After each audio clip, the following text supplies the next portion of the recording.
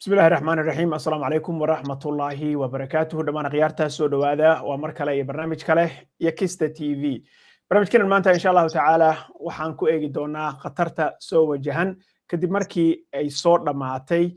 وقتي وقبتي دالك إيران طبانك عشاء هيد مدحويني دونالد جي ترامب مدحويني ترامب يا waxa uu sheegay in ciqaab xumo weyn lagala kulmi doono haddii tobanka casho ay dhammaato iyada oo aan wax qorshe ah iyo deal ah aan la wada gaarin haddaba maanta barnaamijka waxaa iigu marti ah al-ustaad maxamed cawaale oo isagu ah khabiir xagga middle eastiga iyo bariga dhexe arrimihiisa aad iyo aad uga falanqooda iyo siyaasadda afrikaba maxamed kusoo dhawow barnaamijka بسم الله الرحمن الرحيم السلام عليكم ورحمة الله وبركاته محمد عمر واندوهي إن كسون مجال قولة ولا تجناهي haddana inta badaya nasiib bay isku meel loo horta waad maasan tahay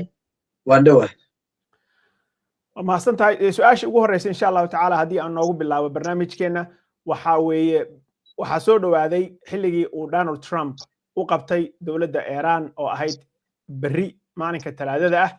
oo bishu ay tahay 7 bisha April 2026 marka maxaa laga fili karaa bari haduu Ilaahay idmo waqtigii waa dhamaaday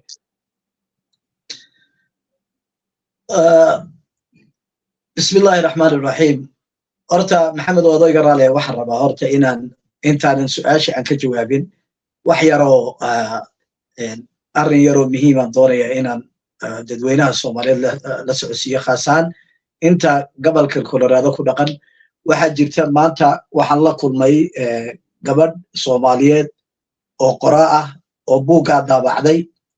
oo Amazon-kana buuggu ku jiro waxaa la yidhaha buugga The Jungle Didn't Kill Me gabadhan waa soomaalidii maaragtay soo tahriibtay taariikhdeedii iyo nolosheedii bay ka sheekaynaysaa maadaamaan anigu dhaydo qora ahay waan ixtiraamaa aad iyo aad baan u ixtiraamay gabadhani waxay leedahay hami bay leedahay waxaan ku farxay nolosheedii ay isku dayda inay qoraan ay geliso taariikhda gala marka inta kalena waan dhiirigelinaa iyadana in aan dhiirigelino ay shacabka Soomaaliyeed Amazon ka iibsadaan adduunyada meesha ay joogaan magaalada Denverna waxay xaflad loogu qabanayaa buugga ay ku saxayso habeenka Sabtida hadduu Ilaahay yiraaha bishan April afara 25keega 6 garanimo ilaa 10 habeenimo adreeska oo ah 2245 South Peoria Street Aurora onani adigu wala garanay dadkeena reeyada bari wala garanayaan marka mar labaad waa ka buugeegi gabadha laga warayo su'aasha dadku soo horta aan noqdo Ilaah baa horta garanaya subhanahu wa ta'ala wax walba oo isbedelaya laakiin waa runtaada madaxweyne Donald Trump waxyaalaha maanta lagu og yahay waa bootayn waa hanjabaad waliba hanjabaadii ugu xumayd oo cadaab baan gaarsiinayaa buu sida uu isagu sheegayo maxaa laga filan karaa maxamedow waxaa laga filan karaa anugu ma arko wixii ay imika ku sameynayeen dagaaladii lagu qaadayay diyaaradihii habeenii dharaar lagu garaacay Iran wax intaa ka badan uu samayn karaa ma jirto haddayna dee uu lahayn nuclear baan ku ridaya laakiin anu sidaan u fahmay ninkan waa baayac mushtar Wall Street ku la hayaa ujeedada uu doonayo anu saan u arkay dhowr ujeedo leeyahay ujeedada ugu horeysa horta barnaamijka amba baraha bulshadiisa True Social leader iyo ku gadaya oo uu mar walba rabaa waa nin views raadisa inta badiya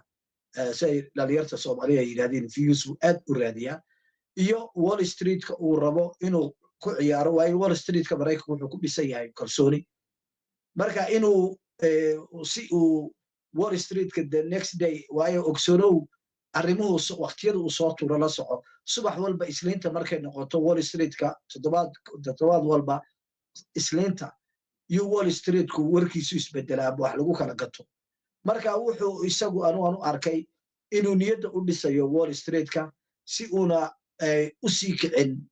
shidaalku marka waxay ay tusaysaa taasi meeshii baan furaynaa ma ku soo laami doontaa oo isaga dib ugu soo noqon doontaa way dhici kartaa marka ujeedka ugu weyn oo uu ka leeyahay waa in uu kalsooni geliyo suuqa ugu weyn ee adduunka ee New York ku yaala oo wax lagu kala iibsado inuu kalsooni geliyo oo uu u sheego in Hormuz la furaayo suuqa sixirka oilka ama saliidana uu ku qiib gareeyo meeshii hore ogadan lahaa anu saasaan u malaynayaa waayo dee hanjabaad kale ama burbur kale ayna gelinayaa burbur inta ay imika ku wadaan in ka badan uu ku samayn karaa ma garanayo laakiinse waxaan eegay waktiga wax walba siyaasiyiinta weliba isaga khaasaan waxa mar walba uu isagu waa madaxweynihii maraykan ugu horreeyey oo toos ula macaamilo Wall Street-ka isaguna danbuu ku leeyahay wuxuuna ka cabsanayaa inuu sii kaco shidaalku hadday sii dheeraato dagaalkan uu sii socdo Iiraan wax laga qaadi waayo sidii Hormuz ay u xidhan tahay weli waxay keeni doontaa inuu sii dhacoon maaragtay ama sii koro shidaalku iminka inaad u fiirsatay mooye 10 cent ilaa 20 cent in gaaraysa hadalkaa shalay markuu tuuray yuu gaaska hoos ugu dhacay iminka gaaska magaaladeena Denver wuxuu ahaa $3 iyo 8 maanta wuxuu socday $3.75 inta ugu badiya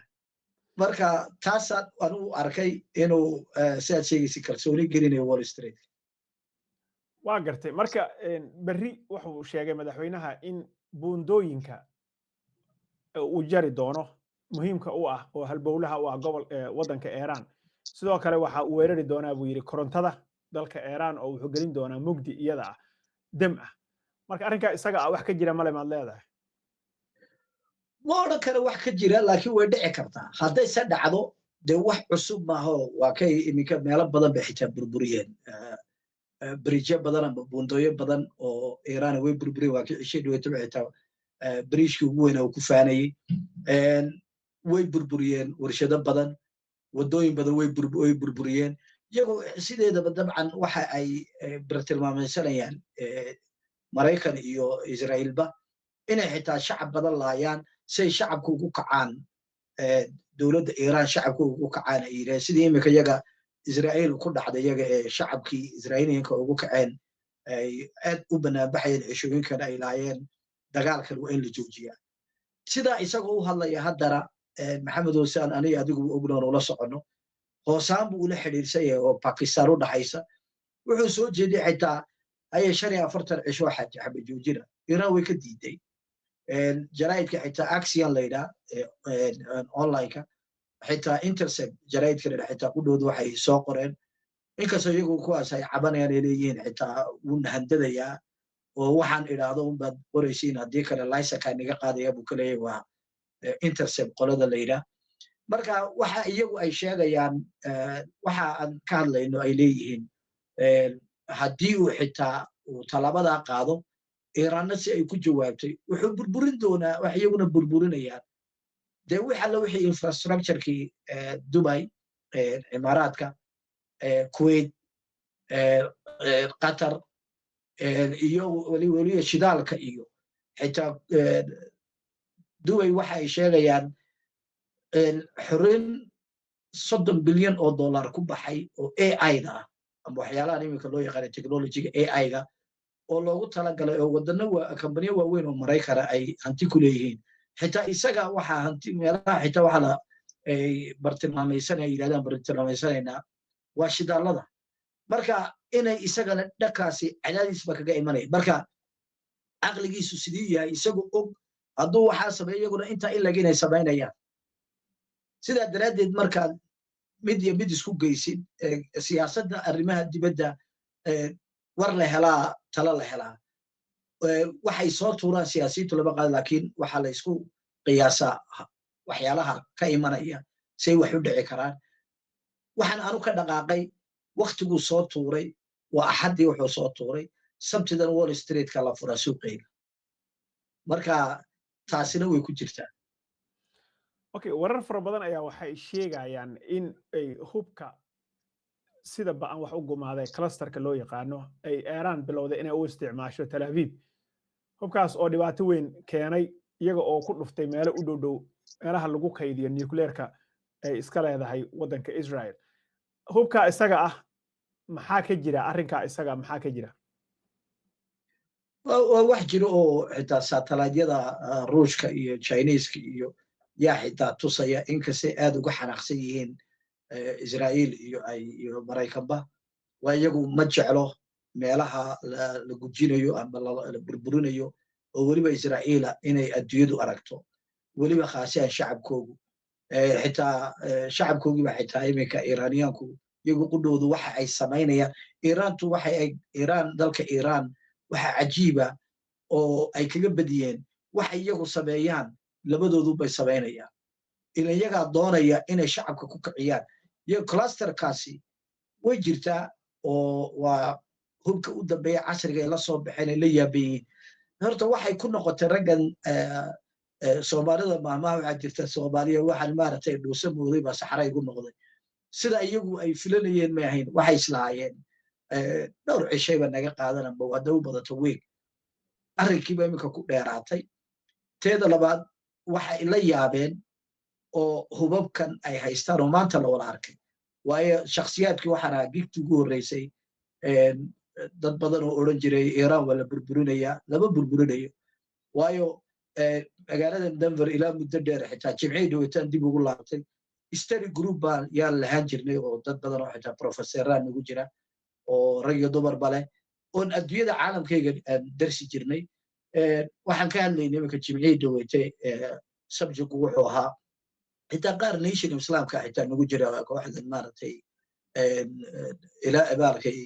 uu farkhaan u madaxa ka yahay jimcihii habeenkii dhaweetay dib baan ugu buuray muddaan ka maqnaa nuclearka iyo clusterka laga hadlayay dad xitaa waxaa nagu jiray physics oo laga aqoontaa leh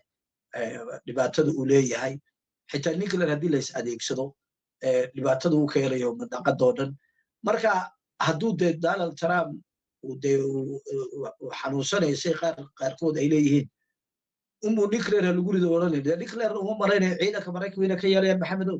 tani waxaa kutusaysa iminka 4 jeneraal oo caydiyeba waayo talooyinkan iyo fikradahan qaldan yuu u soo jeediyey ay ka diideen iminka iyagii xitaa waxay codsanayaan maxkamad militariya oo ay ku andacoonayaan annagu waxaan u dhaarannay inaan difaacno america iyo dastuurkeega israa'iil inaan difaacno annagu maaha hawsheedu marka hawshani waxay noqon doontaa sidaad sheegaysid laysla baabo iyaga qudhooda israa'iil ruushka u hanjamay putin wuxuu ka yidhi nuclear haddaa isticmaashi dee waa laysla baabayaa da ku talagal inuu nuclearku soo gaarayo waa gartay dad fara badan ayaa waxay sheegayaan 4 jeneraal oo haddeer uu ceyriyey madaxweynaha in ay amar diidda ka keeneen arrinkaa hadda aa sheegtay marka ma laga yaabaa kuwa uu ku bedelanayo maadaama madaxweynaha dalka maraykanka uu jecel yahay dad yes man ah in ay noqdaan kuwa amarka uu hoggaansama oo dhibaatadan haddii uu danta ku qasabta madaxweynaha inuu yidhahdo nuclear ha la isticmaalo rag isticmaali kara inay yihiin waa dhici karta horta dictatoradu inta badiyaaba waxa ay dictatorada waxa lagu yaqaanaa in ay yes man isku duuriyaan laakiin halisteeday leedahay cisho dhaweeta wuxuu baraha bulshadiisa ku soo qoray in america la rabo in laga dhigo adduunyada saddexaad oon anu intaan jooga adduunya saddexaad noqonayn isagu kolba meel buu gujinaya wuxuu rabaa inuu dadka ku jeediyo nacam dadka maaragtay iyagu ugu yeedhaan soogaleytiga ama imigrantka jawaabteedii waxay ahayd maana ugu jawaabay oo waa kuu soo diray alxamdulilah adaabaad imikada babaad ka dhigtaba maaragtay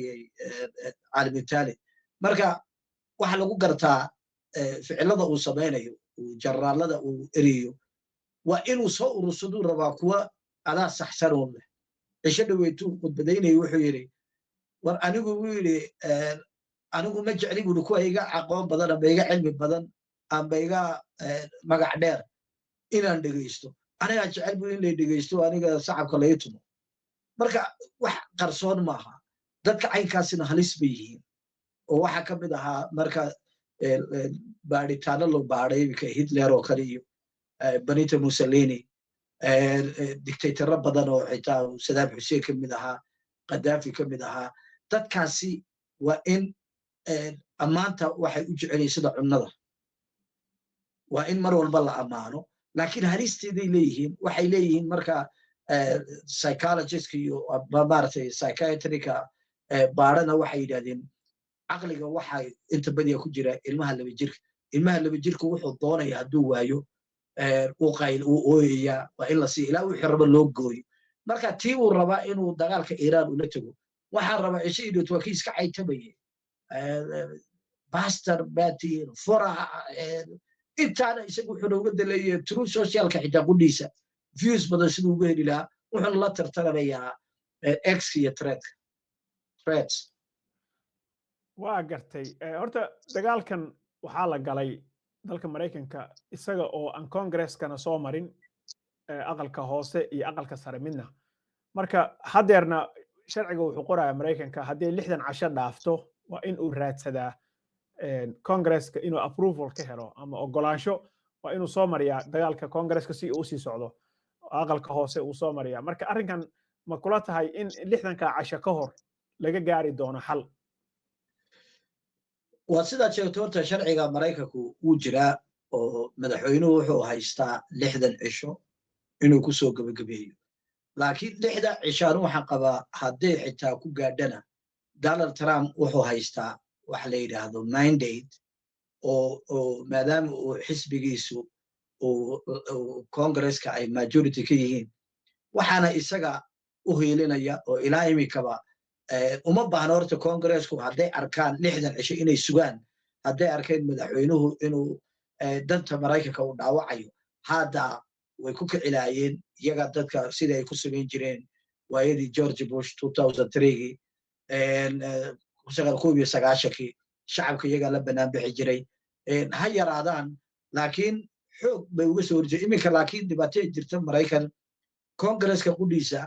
boqolkiiba 80 ama 90 baan ahaado aan idhaahdo Democrat iyo Republican ba waxay u shaqeeyaan oo amar ka qaataan AIPAC hay'adda la yiraahdo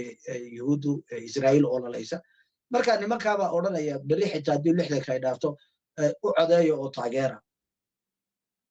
inta badiyana xeerka ay marinayaan congress-ku 12 habeenimo codeeya way yacaan markay dadku saxsaxdaan inta badiya 12 markay gaadho East Coast bay intay hoosaan u yimaadeen la codeeya ka yacaan meesha hadhowna dee haddii laga daba hadlay iyo hadal unbaa ka dambeyn bay ka dhashay maxaa la odhan maxay qaadaya dadka marka xalaal maalin baa la quutaa ma ahay habeen baa la quutaa markii wax la qarsanayo soo mindiyaha la kala qarsadaa yes marka wax la laaqay habeen baa la quutaa waa gartay waxaa kaloo jirta report maanta soo baxay oo sheegaya in aan xabad joojin la samayn arrinkaasna waxaa ku cawday ra'iisul wasaaraha Netanyahu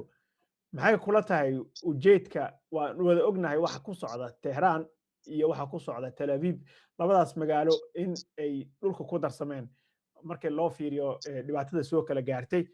maxay kula tahay in Netanyahu uu diidan yahay oo madaxweynaha Mareykanka ugu cayaadinayo inaan xabad joojin la helin oo dagaalkan aan la joojin isaga horta wuxuu diidan yahay horta xabad joojis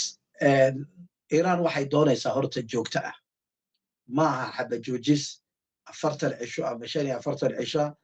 oo intay markaa si hub urursanayaan ay isku diyaarinayaan sidii markii hore haddana dib dagaal ugu soo qaadaan Iran taa diyaar ma aha laakiinse Donald Trump culayskiiba yaa sii fuulaya siyaasadeed dadkiiba hadda ay maaragtay ku kacaya marka sidaa daraaddeed wuxuu kolba filim u soo dhigo kol xaggan wax ku soo qoray koluu caytamayo koluu immigrant haddana ka hadlay dadka isagu maaweeli buu leeyahay Donald Trump horta waa nin ku caanbaxay saxaafadda oo fahmay public relationka maanta inkastay maanta ay isagiiba dib ugu soo rogmatay hase ahaato Iranse iyadu waxa ay iyagu iminkada u dhowdu ay fahmeen Iran horta infrastructure-ka militariga iyo infrastructure-ka shacabka amba civilian-ka la yidhaahe way kala gedisan yihiin infrastructure-ka Iran waxay ku tala gashay ilaa muddo dheer inay ku dagaalami karaan koronto ay ku maadaama ay iyagu underground-ku inta badiya dagaaladu ka socdo hubkooda ugu badan ay yaaliin oo ilaa iminka gantaaladan kala joogsan la korontadoodu waa u gaar telecommunicationkoodu waa u gaar xitaa telefoonadoodu waa u gaar wargeyska iiraan waa dal weyn haddii telecommunicationka laga burburin lahaa oo ay ku xidhnaan lahaayeen kuwa civilianka amba shacabka marka uma malaynaya inay wax weyn ay dhibaato weyn keenayso talabaadna iiraan waa dal weyn weeye maaha uun israa'iil hadday u badato tehraan waa magaalada tehraan caasimadda yaaba ka dad badanba iyo intayna marka iyadoo israa'iil ma qaadi karayso weliba talaafiif ma qaadi karayso sidaa daraaddeed buu xitaa isagoo gudhiisa cabanayay putin buu la hadlay netanyahu wuxuu la hadlay shalay wuxuu yidhi xitaa reer galbeedoo maad nagu daawanaysin waanana burburinaya oo yurubiyankii buu canaantay uu yidhi annaga haddaan burburno meeshana naga tirtiro ogsoonaada waddanada muslimku way midoobi doonaan iiraan baana ay daba joogsan doonaan inigana shidaalkiinii oo dhan haddeetole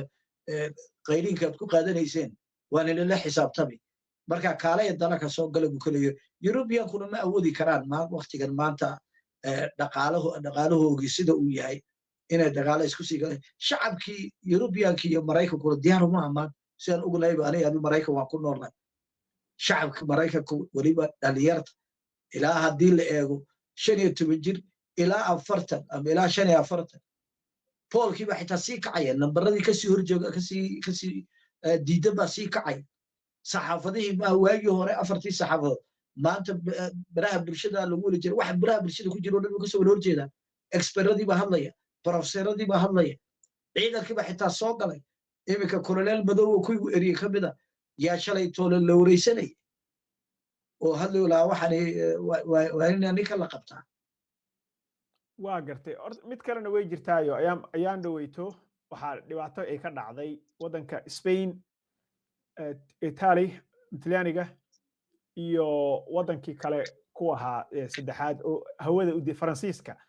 oo hawada u diiday oo kulligood ka wada mid ah NATO isbahaysiga NATO ka wada mid ah marka arrinkan isaga ah waxa uu madaxweynaha ku soo celceliyay inuu rabo inuu ka baxaba NATO ba iska daayo warkooda maxay kula tahay arrinkaas in uu ka samayn karo xagga European Unionka horta arrinka hadduu doono inuu soo horto inuu Congress-ka la mariyaa inuu NATO ay Maraykan ka baxaan hadduu isagu waan ka baxaynaa uu yidhaahdana dee uma malaynaya maanta faa'iidada u leedahay Yurubta waayo ruushku isagu iyaga unbaa ka cabsadaa waxaana loo sameeyey NATO waa Soviet Unionkii baa loo sameeyey oo Soviet Unionkuna very aggressive ahaayeen berigii weliba Stalin uu dalka maamuli jiray waxay ka baqi jireen inuu Yurubta uu gacanta ku dhigo xoog ku qabsado maadaama East Europe oo dhan qabsaday xitaa Turkiga taa daraaddeed u galeen beriga waxay ka cabsi qabeen maadaama ay Azerbaijan soo fadhiisteen iyo waddanada jaarka inay Turkiga qabsadaan waayo ruushku mar walba ilaa imika wuxuu ku taamaa inay caasimadda Istanbul caasimadooda ay tahay maaragtay orthodoxka laakiinse waa kii caayena Macron markuu yidhi laakiin dowladda Faransiisku shacabkooga bay ka baqayaan iyagu ka daacad maaha Spain haddaan ka hadlo Spain waa ka daacad ilaa muddo dheerba intii dagaalku socdo iyagu ka soo horjeedaan dad badan baa isweydiiyey maxaa ku kalifaa Spain taariikh adag bay soo bartay dhowr iyo soddonkii General Franco general la odhan jiro dictator ahaa oo dagaalkii labaadba horteed dhowr iyo soddonkii civil war xun baa ka dhacay waa lagu ciyaari jiray oo waxay noqdeen bay ahayd sida Cold War koo kale iyaga Ingiriiska iyo Hitler iyo Germanka iyo Ruushka ay ku tartamaan marka dadkaasi waxay ka qaateen cilmi dadka Isbaanishku dowlad walba markaad aragtid ficilkoogu shacabkooga ku xidhantay shacabka Isbaanishku ma jeclo wixii soo maray garanayaan family kasta oo Spanish dadka Spain degan way garanayaan mid amba laba iyo reerkooga ka baaba'ay laga dilay waaga sida loo galay ay u baaba'day Gaza iyo u baaba'een waaga marka way necab yihiin kibirka dadka maaragtay sida Israa'iil oo kale ay dad doonaan xoog ku qabsadaan ay burburiyaan taasaa keenaysa dhaqankooga iyagu inay gigtiiba ka soo horjeestaan waxna ugama jiraan oo waxba hadday Spain ba wax ku waayeen hadday wax ku waayeen waa gartay warar kale waxaa jira war kale oo waxaa isna jira oo sheegaya in Mareykanka uu ka dalbaday wadanka Poland inay u soo diraan Patriot missileska ama gantaaladan wax lagu qabto oo interceptorska ah oo ka hortaga gantaalada kale. Poland ayaa iyadu mardhow ku soo biirtay NATO arrinka iyada aan hagaashaankii u daruurto waa diiday inay ka dhageysato arrinkaas Mareykanka. maxay dhibaato oo keeni kartaa iyo falcelina saameyna oo taa hadday samayso ruushku hadduu soo farigiya dagaalka Ukraine aad ba ugu dhib yartahay ruushku marka inay tagaan maaragtay inay qabsadaan maaragtay Poland marka ma yeelayaan iyagu taa waxayba u haystaan difaac ay iskaga difaacaan ruushka waa haddii ruushku ma galayo waa haddii ay arrinka Ukraine ay kusii fogaadeen ay farageliyaan waa gartay midda kale shalay waxaa dhacday in wadamo badan ay isu tageen oo uu hogaaminayay prime ministerka ingiriiska Stormer ayaa waxaa la sheegay in uu isu keenay ilaa 30 wadan oo wada danaynayo furitaanka Hormuz in Hormuz la furo arrinkaasna waxa ay noqotay baa la yiri waa markii ugu horeysay wadamo noocaas oo reer galbeeda ay isu yimaadeen oo uu Mareykanka uusan hogaaminaynin marka arrinkan nabar ma ku tahay leadershipkii iyo hogaamintii dalkan Mareykanka uu lahaan jiray marka loo fiiriyo meeshii maanta uu taagan yahay may ways ogyihiin oo waxaa jira channel hoose jira laakiin shirarka badan ee Europeanku iminka waxay noqdeen shirarkii badan ee madaxda Afrikaanka ee waxba ka soo baxay maxay ka qaban karaan waayo waxayna waxba ka qaban karaynin Israa'iil baa xaggan taagan oo aniga waxay galay gooyay Iran halay burburiyo marka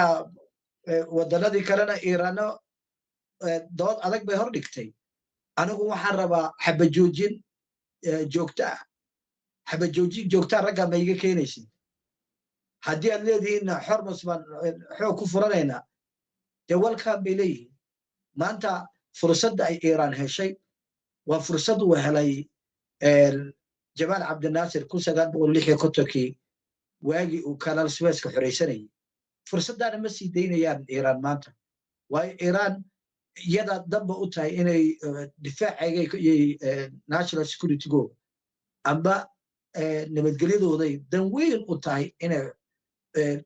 xoogga saaraan Hormuz waayo Jamaal Cabdinaasir waaga xitaa isaga xitaa Faransiiska Ingiriiska iyo Israa'iil baa kol kuna soo galay Mareykanka ka riday Mareykankuna kalgacayl Masar uu jeclaamaynay waxay geopolitical interestiga Mareykanka kolka waxa madaxweyne ka ahaa Dwight Eisenhower lixiyo kotoki ka buxu yiri waayo wuxuu diidayay inuu Middle East-ga laga xoog bato isaga qasab uga saaray tiina Jamaal Cabdinaasir uu ka fadhitaa buugga maaragtay uu qoray Anwar Saadaat oo la yiraahdo Search of Identity wuxuu ku sheegay cabsi baa lagu jirto yiri oo Jamaal Cabdinaasir xafiiska ugu galay buu yiri waqtiga waxaan aabuu yiri gudoomiyaha baarlamaanka ee Masar waqtiga oo ka yiri wariya Naasir taladan aad ku dhaqaaqday bilowna dhibaataysay warmay ilaah baa jiro inay cabsida joojiya Mareykan ma ogola he was very genius maaragtay arrimaha dibadda iyo geopolitics waqtiga buu fahmay Jamaal Cabdinaasir marka tiibaad maanta fursadii maanta waa kuwa Canal Suez-ku de dhaqaale xoog leh Masar ka soo gasha maanta Iran $2 milyan baa imika lagu maraa markabkiiba waxay sheegayeen markabkiiba $8 bilyan bay dirba ka sameeyeen waxa kaaga daran dagaalkana xitaa waxyaalaha la qilaayeen reer galbeedku si Mareykanka iyo Israa'iil 14 bilyan oo kale ka sameeyeen Mareykanka shidaal buu ka iibsado u maray Pakistan baa uga soo iibisay $14 bilyan marka Iran inta ay joogdaba ilaa 20 bilyan wax ka badan bay sameeyeen dagaalkoo socda waxaana loogu shubayaa waxa xanaaqsanaaba Mareykan oo dawladihii u soo shaqay jiray wuxuu yiri lacagta xitaa kama dambeeyay karno bangiyadii waxay loogu shubay buu yiri maartay Chinese lacagta loogu shubaya marka waxaan oo dhan nagas ku cabudi waxaan ka tarish aan ka darsin aan ka tashanin baa la galiyay buu yiri Donald Trump imankana dhooqa ku jirna marka ninkii wuxuu doonayaa nafis yasta si uga bixi lahaa. okay bal su-aashaas aan ku weydiiye sidee kula tahay in looga bixi kara arrinkan isaga oo wejigiisana ilaashanayo oo face saving samaynayo dalkii Maraykanka inuu soo jabay aan muujinaynin sidee looga bixi karaa arrinkan? waxay uga bixi karaan inay oqoonsadaan Iran inay ahayn dal Iraq oo kale amba Syria oo kale amba Libya oo Iran haddee toole miiska lagu qadaynayo ay soo fadhiistaan in Iran dibdaba loo soo weerarin in Iran nabadgelyadeeda oo xerooyinkan military ee Maraykanka lagu haraareeyey laga saaro taas ay aqbalaan maahine waa la isla baabi'i Iranna eventually waa xoog baa loo burburin iyaguna lagama dambaynayo oo rijigo dhow ay gubi doonaan adduunyaduna kolkaa waxaa lagu dambaynaya dagaaladii diinaheenin baa iyay ku dambayn doontaa. waa gartay ayaan dhaweyto waxaa dhacday in isfahaan oo ah saldhigga ay hubka nuclearka ay ku samaysan jireen meesha Iran iyo Nantes Nance labadaas meelba in la weeraray baa jirtay oo diyaaradahan waaweyn oo B2-ga ah ay la dhaceen gantaalo arrinkaa isaga ah maxaa falcelina oo ay ka bixisay Iran? Iran waxay socotaa diyaaradii lixaad oo diyaaradihii B2-ga sheegaysid F-15 F-16 ay soo rideen talabaadna wax meesha ka yaala oo gantaalo ay ciidanka Iraniyanku oo ay isku difaacaan oo ka burburaya ma jiro waxay target garaynayaan waa dekadihii amba korontooyinkii dadka anfacayay taana way kusii talagaleen Iran muhiimadda in la fahmo Iran dagaalkan waa u diyaarsanayeen wayna ogaayeen in lasoo weeraro uma diyaarsanan nimankan uma diyaarsaneen walaa Maraykan walaa maaragtay Israa'iil baana gelisay Maraykan waxayna ka dhaadhiciyeen Donald Trump intelligence-kan hayno markaan ku dhifano Khomeini Allahu naxariiste waa lagu kala tegaya mid muhiiman doonaya xitaa inaan wax yar ka idhaa Maxamed waxayna ay dadka inaad u fiirsatay mooyin madaxweynaha dalka jira oo wasiiradiisu ka mid yahay wasiirka arrimaha dibadda Araji haddana ma hadal qaadaan madaxweynaha Pezeshkian baa la dhahaa baan jeclahay madaxweynaha Iran laakiin dadka waxay doonaan inay uga dhigaan in uu Khomeini uu taliyo sida maaragtay dal uu nin qura ka taliyo Iran nin qura kama taliyo waxa ka taliya dowlad baa jirta oo siyaasadda shaqadeeda tahay wasiirka arrimaha dibadda Iran iyuu shaqeeya siduu isagu Rubio Donald Trump uu amarka uga qaato yuu madaxweynaha Iran ay shacabku doorteen weliba shacab baa doortay Pezeshkian iyuu uga qaataa marka laakiin si ay ku sii wadaan dagaalka nacam dal dictator sidii Iraq oo kale iyo sidii Libya oo kale yaan la dagaalamayna dadka ma rabaan inay u sheegaan war dalkani waa dal dimuqraadiyad ah waa dal kala dambayn leh isdiyaariyena wayna ogaayeen markaad garanaysid inuu ninka beri lagu soo weerarayo dee Soomaalidu waxay tiraa daqarun baa dee cadowgiisa suga cod hortii hubbaa la samaystaa hubbay sii samaysteen way isdiyaariyeen ama meesha waa lagu kala tego lagu kala baabi amba waxay ogolaanayaan xaqiiqda ka soo korodhay sida ay sheegeenba maaragtay experro badan Iran is a power to reckon with iminka waa quwad in la ixtiraamo leh oo lagu xadgudbin. waa gartay marka madaxweyne hadday leeyihiin ay doorteen siyaasaddan oo isaga uu u qaabilsan yahay muxuu yahay doorka Mujtaba Khomeini? Mujtaba Khomeini waa 12 wuxuu madax ka yahay maaragtay imaam ay yidhaahdeen oo ujeeddadu ay tahay iyagu waa badbaadada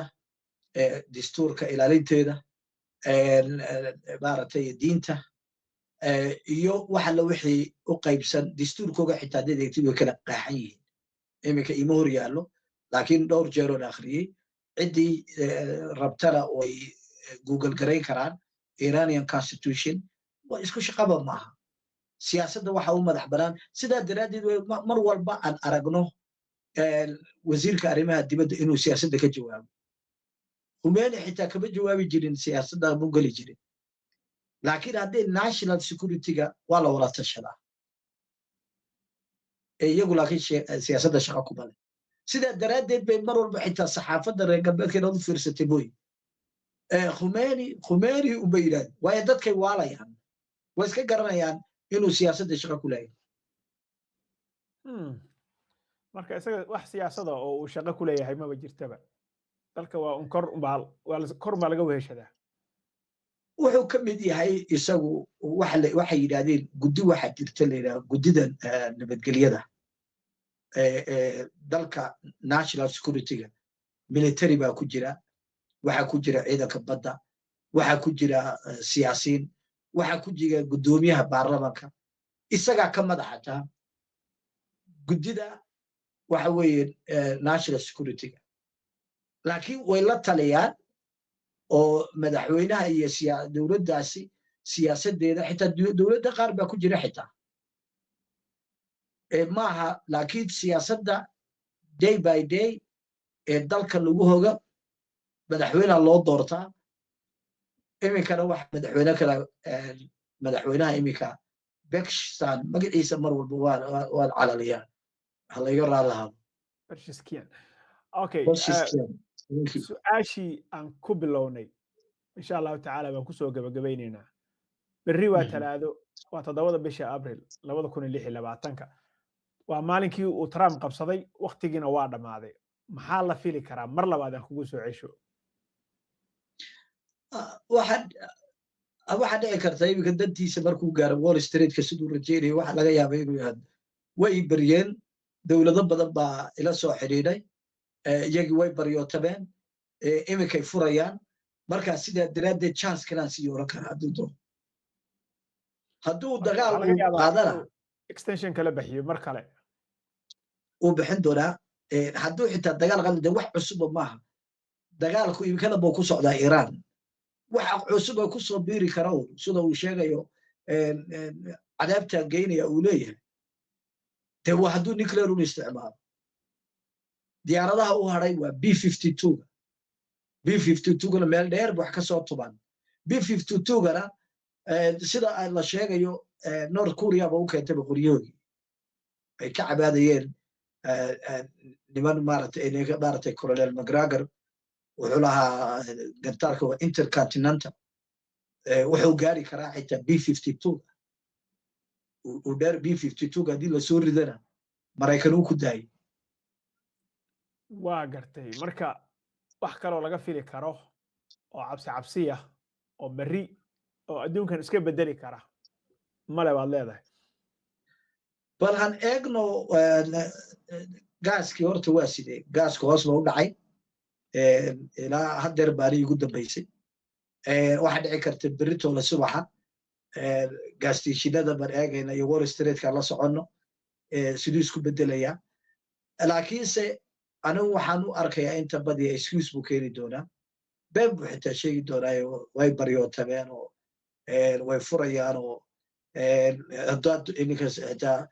su-aasha haddii weydiinaysa Europeanka isku yimiday iyay ka ogolaadeen oo waxa buu odhan doonaa laakiin anuu nacam hadduu xitaa dagaal qaadana dagaalka iminka ay samaynaan ma in ka badan buu keeni doonaa wax ka cusub ba iminkadaba dagaalka burburka ugu jira Iran shacab badan baa la laaya laakiin waxa ay gaari waayeen gantaaladan soo dhacaya meeshay ka soo baxayaan iyo siday u burbureen taana ma helayaan arki doonaa bal insha allahu tacaala intaas ayaan insha allah kusoo koobaynaa wax kale oo aad noogu darayso oo aad kusoo xirayso maa jira programka bas waxaan jeclaystoona inaan dib u xasuusiyo shacabka Soomaaliyeed adduunyada dacalada naga daawanaya gabadhaasi waxaa la yidhahaa Shamsa Cabdillaahi Axmed waa gabar qoraala buuggeega waa ka the jungle didn't kill me marka assalaamu calaykum insha allah wassalaamu tahay wassalaamu calaykum waraxmatullaahi wabarakaatuh